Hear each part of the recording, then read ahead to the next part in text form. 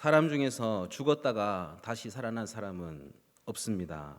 물론 예수님께서 몇 명을 살리신 적은 있지만 그들도 그 후에는 늙어서 죽든지 또 병들어서든지 죽었을 것이고 다시는 살아나지 못했을 것입니다.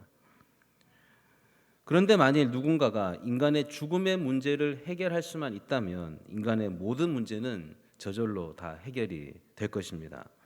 인간은 모두 다 영혼을 가지고 있기 때문에 너무나도 놀라운 생각이나 감정을 가지고 있습니다. 그래서 사람이 살아있을 때에는 신비적인 부분들이 있는 것입니다. 이렇게 뛰어난 인간은 모두 언젠가는 죽으면서도 왜 죽는지, 죽음 이후에는 어떻게 되는지, 또 다시 살 길은 있는지를 전혀 생각하지 못한 채 살아가고 있습니다. 왜냐하면 이것은 인간이 어떻게 할 수 있는 영역이 아니기 때문입니다. 그래서 예수님은 말씀하시기를 인간이 죽은 후에는 영생이 있다고 말씀하셨습니다. 즉 죽은 후에 영생이 있고 영벌이 있다는 사실입니다. 그러나 그 당시 예수님의 이 말씀을 믿는 사람은 거의 없었습니다. 왜냐하면 죽음 후의 인생은 인간의 영역이 아니었기 때문입니다. 예수님은 자신을 하늘에서 내려온 떡이라고 말씀하시면서 나를 먹는 자는 영원히 죽지 아니하리라고 말씀하셨습니다. 예수님은 제자들에게 내가 예루살렘에 올라가면 대제사장들과 서기관들에 의해서 십자가에 죽임을 당하고 3일 만에 다시 살아날 것이라고 말씀하셨습니다. 하지만 제자들은 아무도 그 말씀을 믿지 않았습니다. 그러나 예수님은 우리의 인간의 죽음의 문제, 영생의 문제를 해결하기 위해 이 땅에 오셨습니다. 예수님은 예루살렘에서 대제사장들과 유대 지도자들에게 붙잡혀서 십자가에 못 박혀 죽으셨습니다.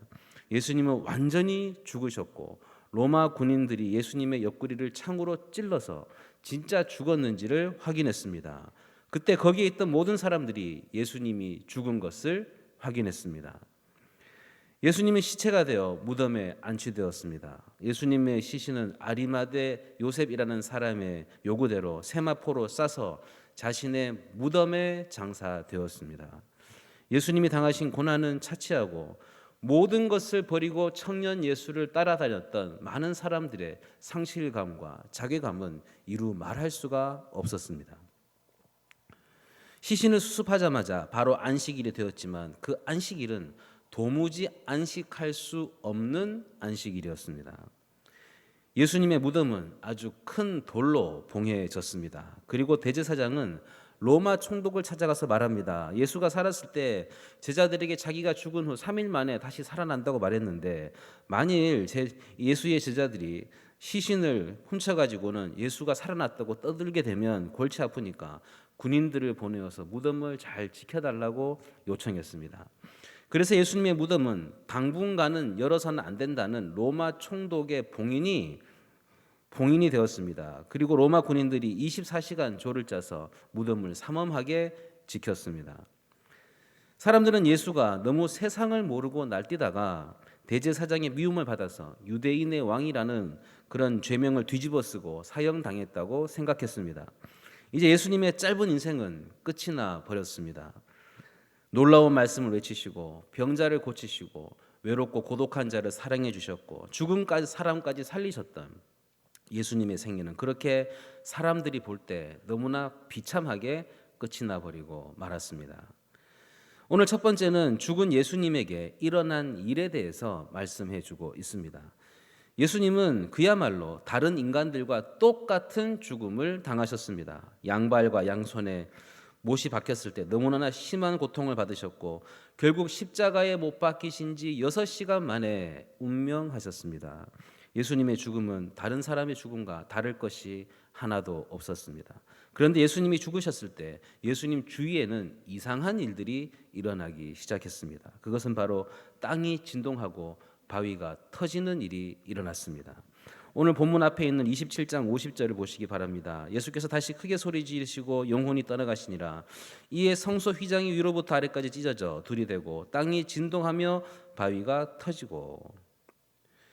예수님 때까지만 해도 죽었던 사람이 완전히 살아나는 일은 없었습니다. 사망의 세력이 얼마나 강한지 사람이 한 번 죽으면 절대로 그 사망의 벽을 뚫고 다시 이 세상에 살아나지 못했습니다. 사람들은 누구든지 한 번 죽으면 다시 살 수 없습니다. 왜냐하면 시체 자체가 썩어서 없어져 버리기 때문입니다. 그런데 놀라운 것은 죽음의 원인입니다. 사람들이 죽는 것은 노화라든지 병이 걸려서 심장의 기능이 정지되어 죽은 것이라고 생각하지만 성경은 말하기를 하나님을 대적하는 죄 때문에 인간에게 죽음이 찾아왔다고 말씀하십니다. 하지만 사람들은 늙거나 병들어서 또 사고로 죽는 것이지 하나님 말씀에 불순종하고 대적해서 죽는 것이 아니라고 생각했습니다. 우리는 예수님의 죽음을 하나님 앞에서도 보아야 합니다. 마귀는 예수님을 너무나 과소평가했습니다.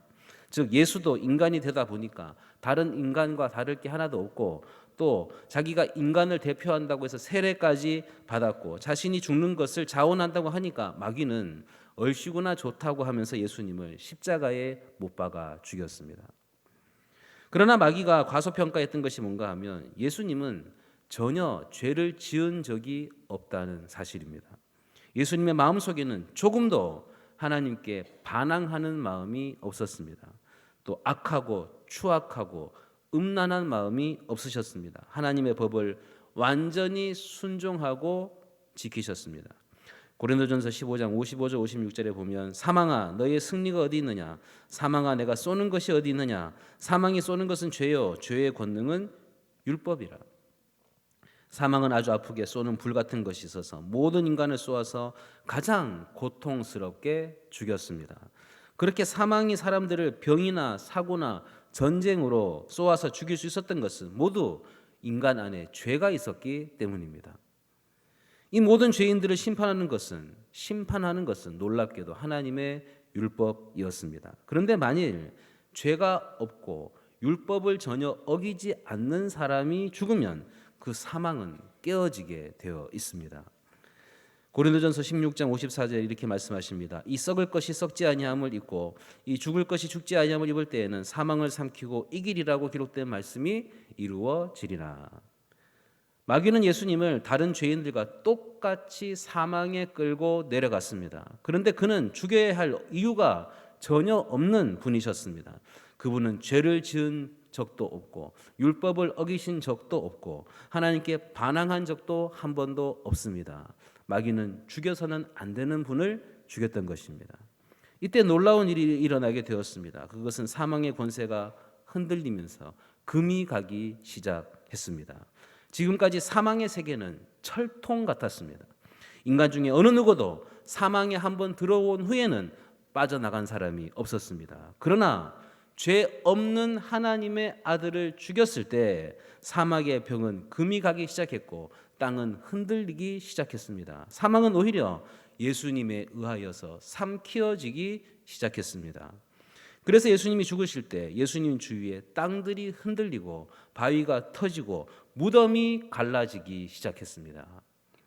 그러나 예수님의 목적은 자기 자신만이 사는 것이 아니라 많은 사람을 살리는 것이었습니다. 예수님은 자신의 피를 가지고 하늘의 지성소에 올라가셔서 우리의 모든 죄를 대신하는 단 한 번의 속죄 제사를 드리셨습니다.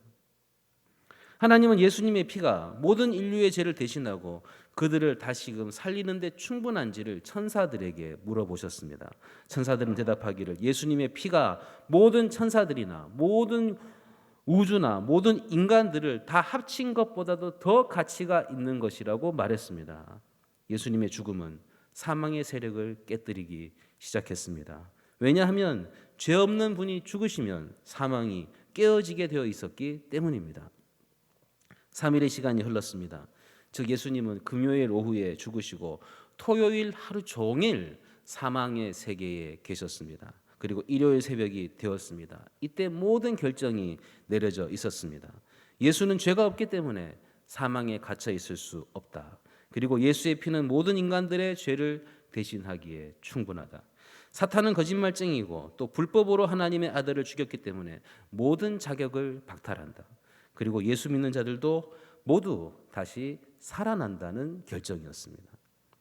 그리고 예수님이 죽으셨을 때 이미 죽은 자 중에서 살아나는 성도들도 있었습니다. 마태복음 27장 52절 53절을 보면 이렇게 기록합니다. 무덤들이 열리며 자던 성도의 몸이 많이 일어나되 예수의 부활 후에 그들이 무덤에서 나와서 거룩한 성에 들어가 많은 사람에게 보이니라.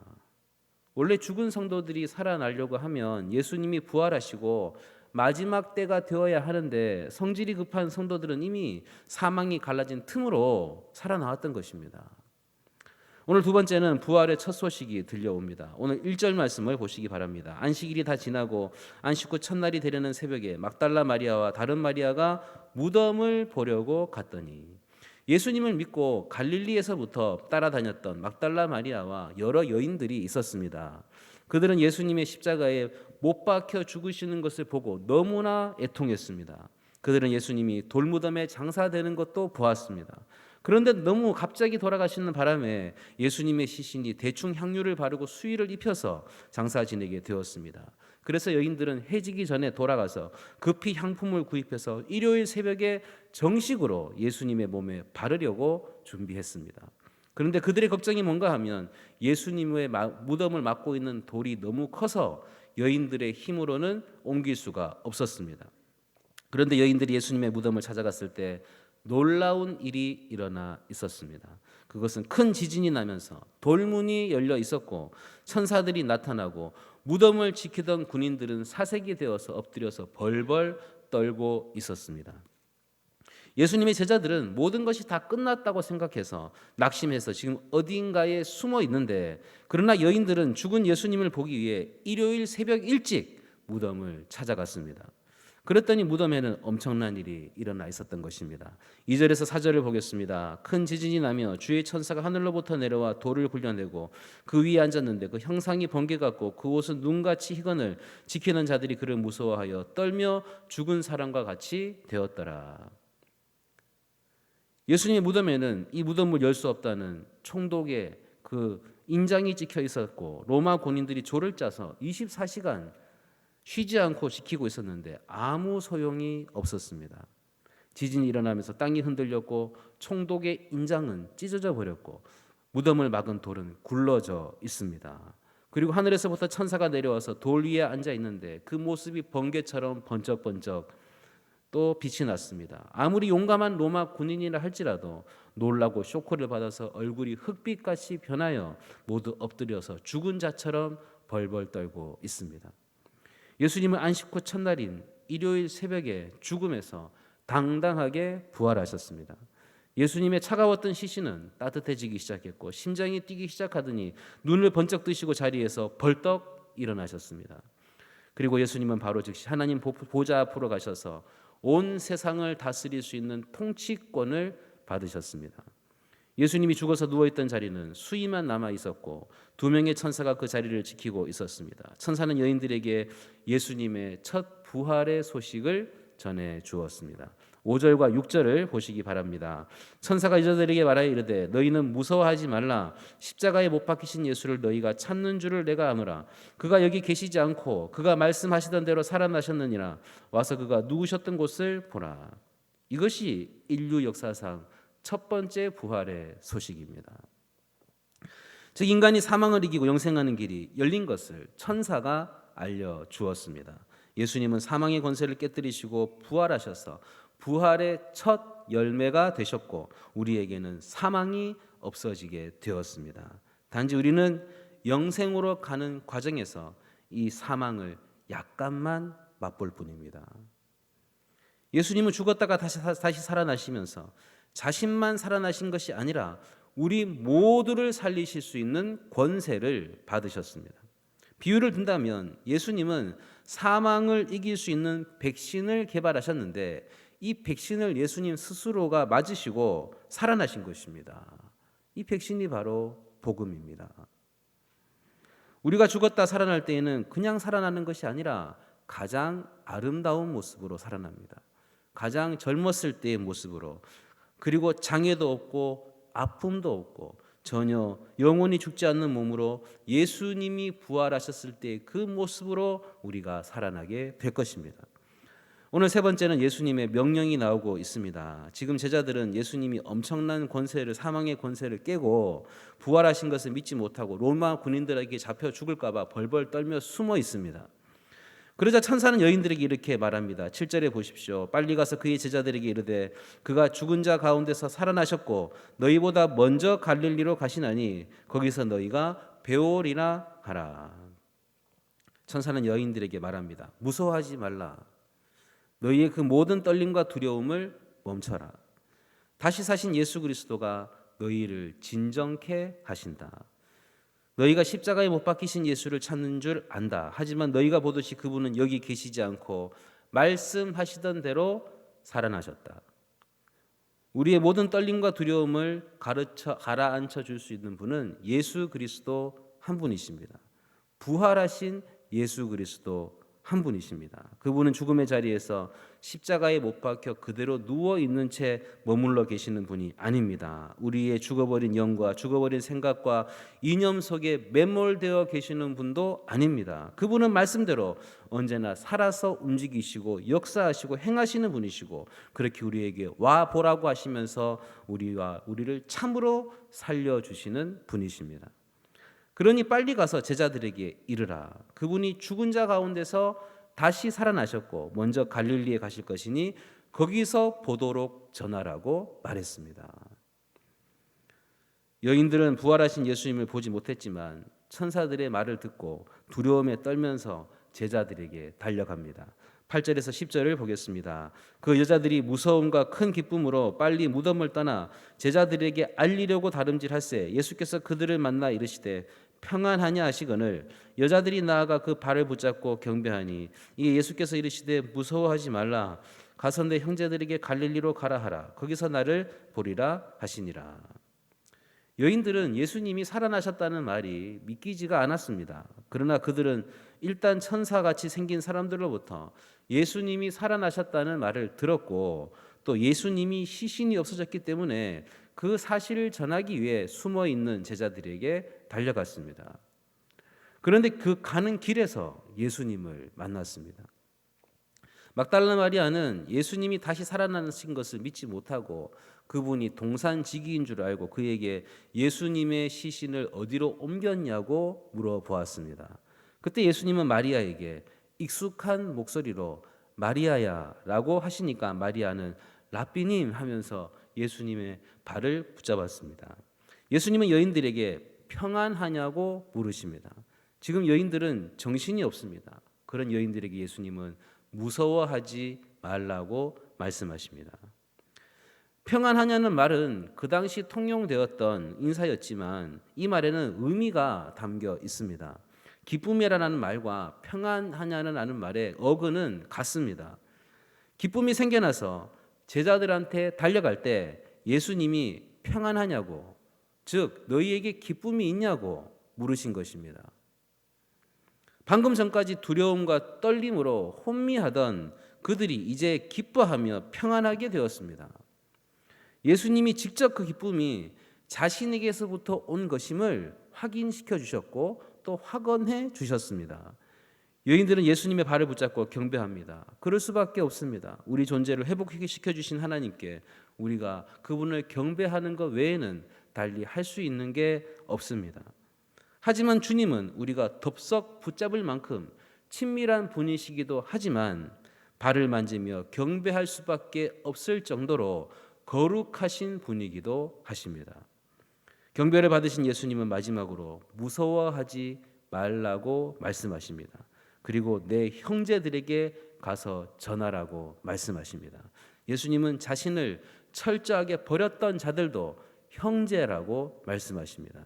새로운 존재에 따른 새로운 관계가 형성되어진 것입니다.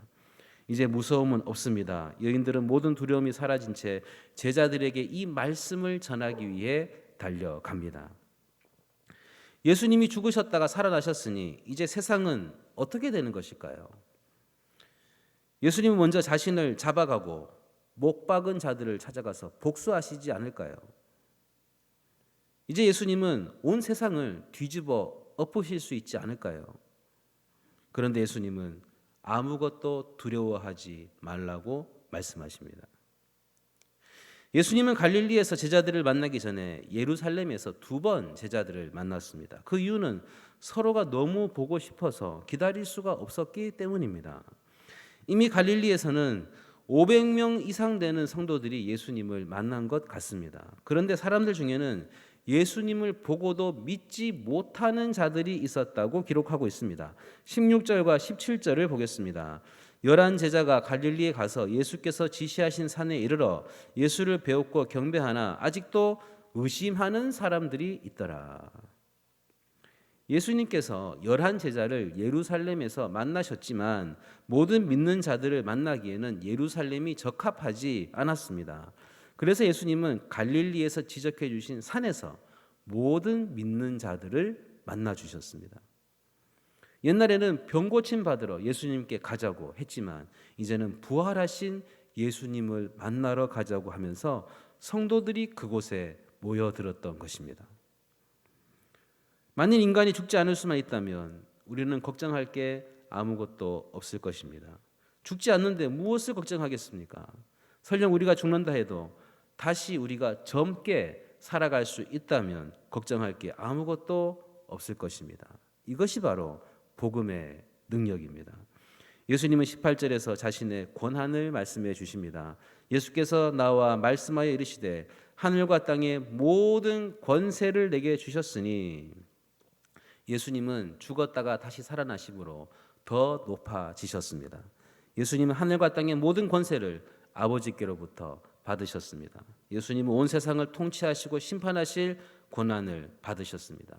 그래서 예수님은 제자들에게 명령하십니다. 19절과 20절을 보십시오. 그러므로 너희는 가서 모든 민족을 제자로 삼아 아버지와 아들과 성령의 이름으로 세례를 베풀고 내가 너희에게 분부한 모든 것을 가르쳐 지키게 하라. 볼지어다 내가 세상 끝날까지 너희와 항상 함께 있으리라 하시니라.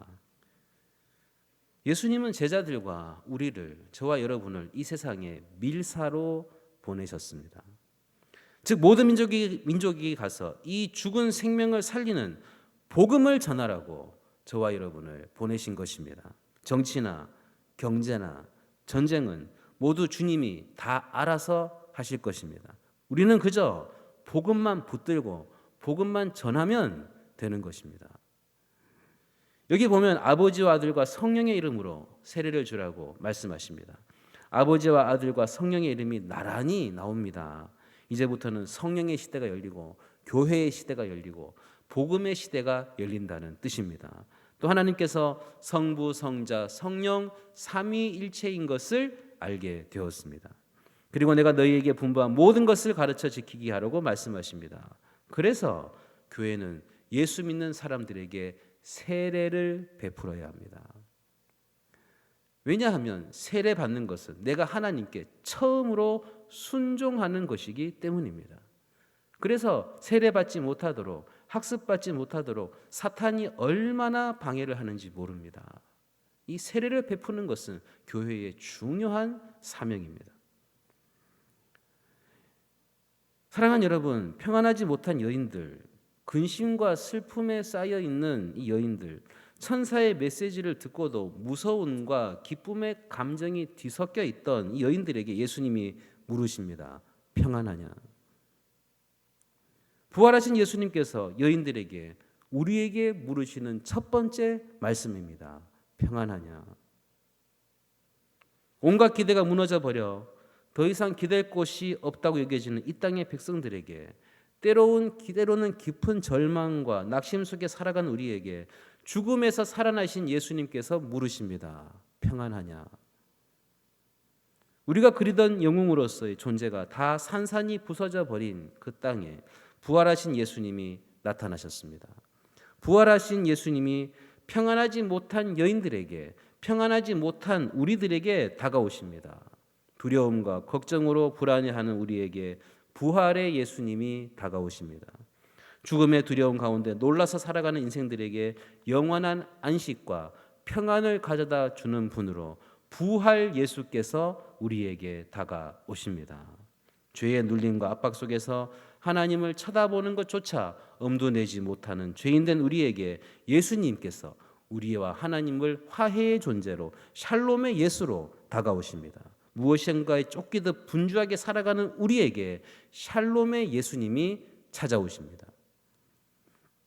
우리에게 평안의 존재이고 샬롬의 존재로 오신 예수님은 제자들과 대면하시면서 친히 그들에게 명령하셨습니다. 너희는 가서 모든 민족을 제자로 삼아 아버지와 아들과 성령의 이름으로 세례를 베풀고 내가 너희에게 분부한 모든 것을 가르쳐 지키게 하라. 볼지어다 내가 세상 끝날까지 너희와 항상 함께 있으리라. 사랑하는 여러분, 주님은 세상 끝날까지 우리와 함께 하시겠다고 약속하셨습니다. 그러므로 세상을 보고 두려워하지 마시고 죽은 영혼을 살리는 이 복음을, 이 능력의 복음을 굳게 붙잡고 지상 명령을 끝까지 잘 지켜서 사명을 잘 완수하여 하나님께 큰 복을 받는 꽃동산의 가족들이 되시기를 예수님의 이름으로 간절히 축원합니다. 기도하겠습니다. 하나님 아버지, 주님께서 죽음 가운데 부활하심으로 우리의 구원을 이루어 주시니 감사합니다. 이 부활의 기쁨이 우리의 절망스러운 모든 상황 속에서 소망과 위로가 되게 하여 주셔서 이 부활 신앙으로 이 땅을 힘있게 살아가는 하나님의 자녀들이 다 되게 하여 주옵소서. 세상 끝날까지 함께 하겠다고 하시며 격려하시고 힘을 북돋아 주신 주님, 모든 절망 중에 있는 자들에게 이 부활의 신앙을 선명하게 드러내게 하시고 증거하는 제자로서의 삶을 기쁨과 즐거움으로 감당하는 사명자들이 다 되게 하여 주옵소서. 예수님의 이름으로 기도합니다. 아멘.